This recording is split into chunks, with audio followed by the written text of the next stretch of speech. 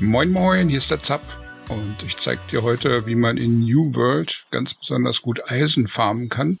Ich zeige dir meine Lieblingsfarmroute und was ich so für Vorbereitungen treffe. Das geht los mit allerlei Ausrüstung. Es gibt Items mit Bergbauglück drauf, wie du hier sehen kannst. Verstärktes Bergbauglück. Im Deutschen ist der Tooltip falsch, im Englischen kann man das besser sehen, deswegen schalte ich einmal kurz auf Englisch um.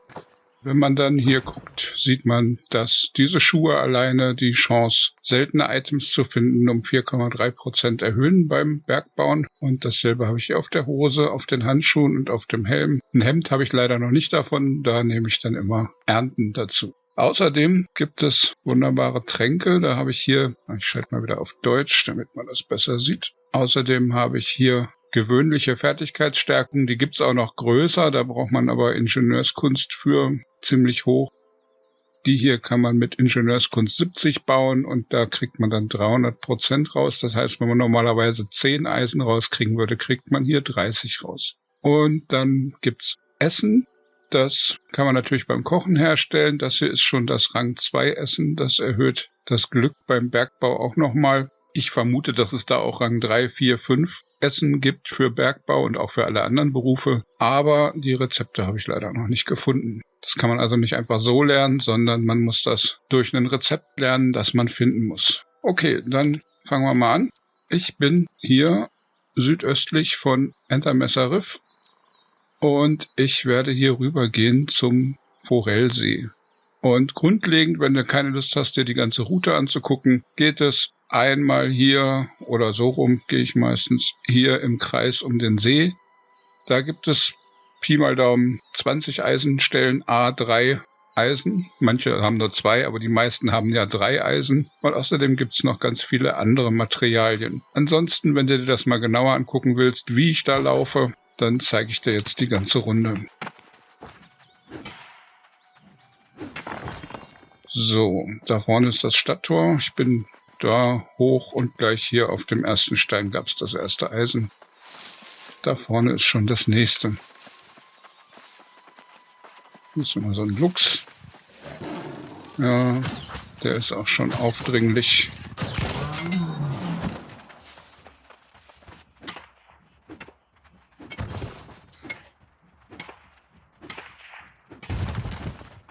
So, und dann hier an der Kante runter, da unten sieht man schon das nächste. Das ist wirklich ganz eng gepackt hier. Und wenn man das zu der richtigen Uhrzeit macht, wenn nicht so viele Leute online sind, dann hat man die alle für sich. Da geradeaus ist schon das nächste zu sehen. Hier gibt es auch immer eine ganze Menge Hedderkraut. Das kann man gut für die Alchemie brauchen, deswegen nehme ich das immer mit. Braucht man unter anderem für mittlere Mana-Tränke.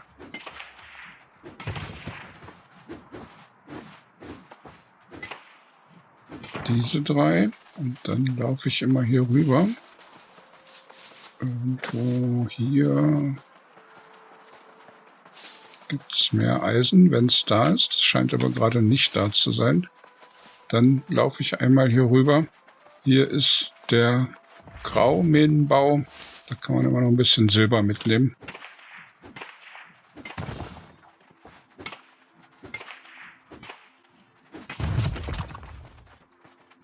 Hier drin ist dann noch ein Eisen.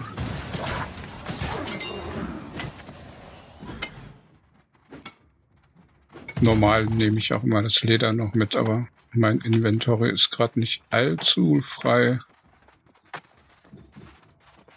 Da ist noch ein drittes Silber. Okay, und dann geht's hier hoch zur Kontrolle. Wir sind jetzt hier rüber gelaufen, dahin, und jetzt geht's da hoch. Ah, jetzt ist auch gerade das andere Eisen aufgetaucht. Oder ich war eben zu blind, kann auch sein.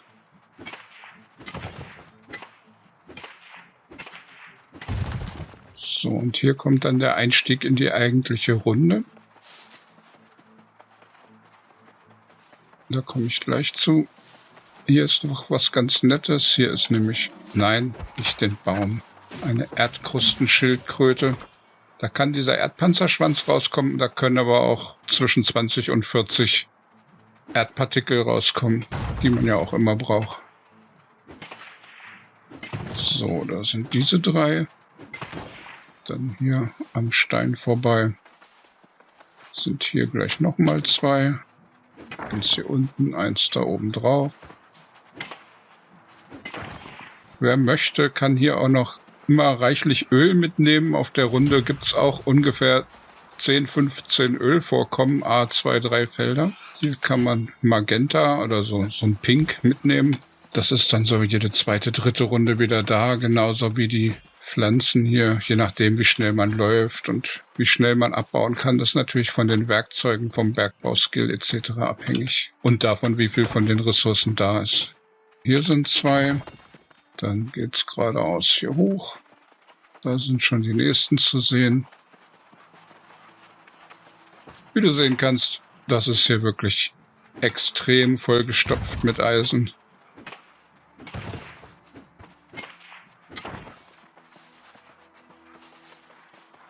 Dann hier so schräg durch.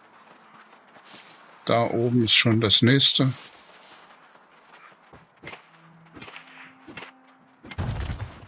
Hier fehlt das dritte.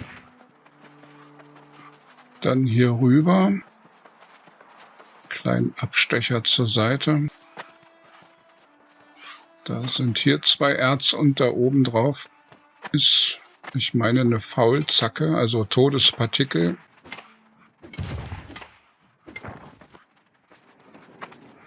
Na komm. Faulkeil heißt es.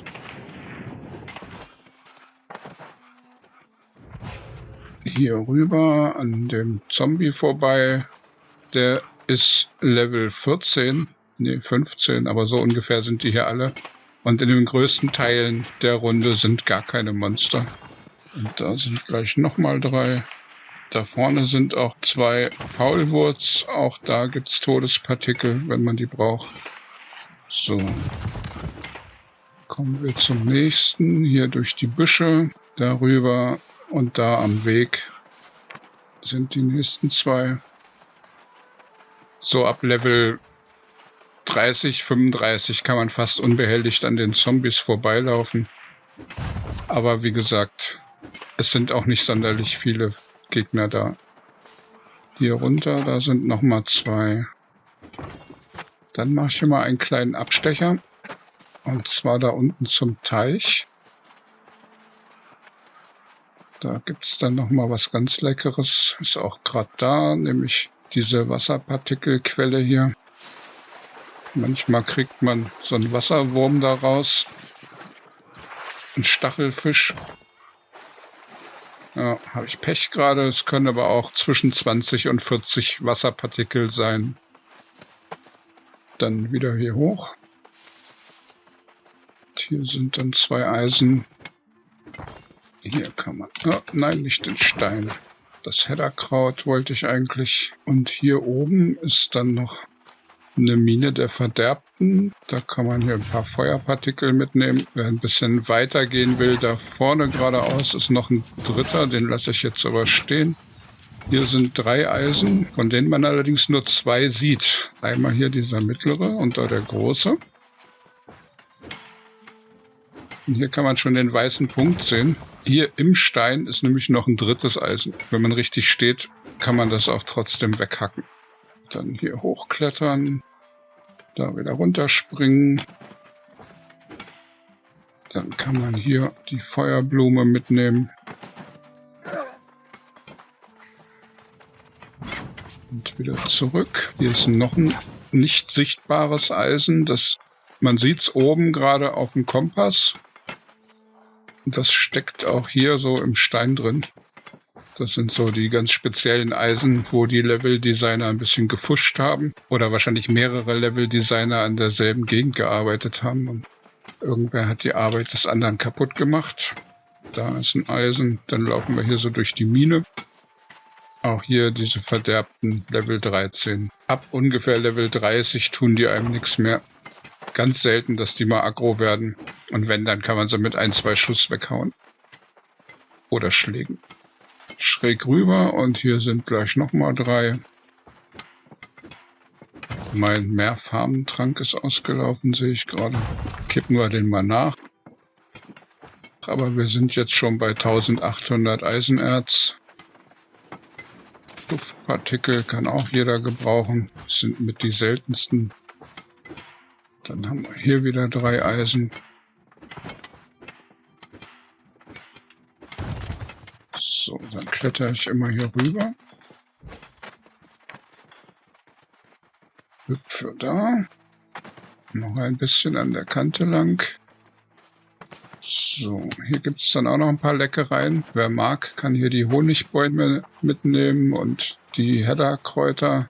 Da unten ist etwas Seide, die brauche ich gerade. Deswegen pflücke ich die mal eben. Da unten kann man den Forellsee betrachten. Dann sind hier wieder 2 Eisen. So, jetzt könnte man genau darüber laufen. Ich gehe hier aber immer einen kleinen Umweg, weil hier ein Erddorn ist. Und wenn wir hier an der Kante lang laufen, gibt es da oben noch einen Schütterzapfen, also nochmal Luftpartikel. Wenn man mehrere Runden dreht, reicht es meistens, wenn man nur jede zweite Runde hier hochläuft, weil der ein bisschen länger zum Respawnen braucht. Dann kann man senkrecht runter auf diesen Fels, den man da jetzt so geradeaus sieht, zu. Und dann haben wir hier noch mehr Eisen. So, hier sind so 2 riesige Felsen. Da oben drauf sind Erdkeile, also Erdpartikel. Ich zeige dir mal, wie man da hochkommt. Das ist nämlich ein bisschen knifflig. Aber wenn du genau diese Route nimmst, die ich dir gerade zeige, kommst du da relativ gut hoch und kannst dir den Erdsplitter, heißt es in diesem Fall, wegnehmen. So, dann hier irgendwo hoch und hier hüpfen und dann ist man auch hier drauf. So, hier gibt es ein paar lecker Nüsse, da ich hier sowieso immer vorbeikomme. Die kann man gut beim Kochen brauchen. Hanf ist immer begehrt. Da ist hier ein ganzes Nest, auch wenn man den Busch nicht mitnehmen muss, wie ich gerade. Man kann jetzt darüber laufen zu dem Hedderkraut, das lasse ich mal, aber hier ist ein Erddorn. Dann haben wir hier wieder 2 Eisen. 3 sogar. Na, das will nicht. Jetzt. So, da unten ist schon das nächste zu sehen. Ich laufe aber nochmal einen Umweg. Gegen den Baum. Nein, wollte ich eigentlich nicht, aber hier rüber. Weil hier am See ist nochmal Eisen. Da ist noch ein Hedderkraut. Da vorne kann man dann nochmal Wasserpartikel einsammeln. Hier sind 2-mal Faulwurz für Todespartikel. Das sind so kleine Extras nebenbei. Und hier ist mehr Eisen.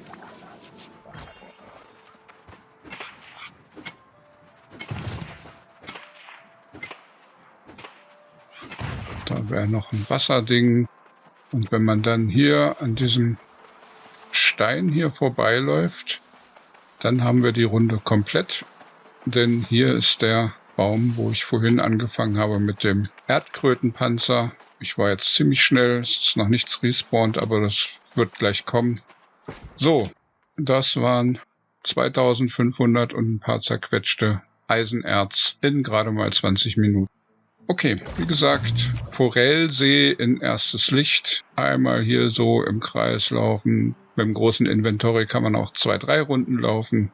Und dann sollten die Erzsorgen eigentlich vorbei sein. Ich hoffe, es hat dir gefallen. Wenn es dir geholfen hat, dann lass mir ruhig mal einen Daumen da. Schreib mir gern, ob du Fragen hast, ob du gern irgendwelche anderen Guides zu New World sehen möchtest, ob du bessere Farmrouten kennst, andere Farmrouten für andere Gegenden. Freue ich mich über jeden Kommentar und dann wünsche ich dir einen tollen Tag. Lass es dir gut gehen. Ciao, ciao, dein Zap.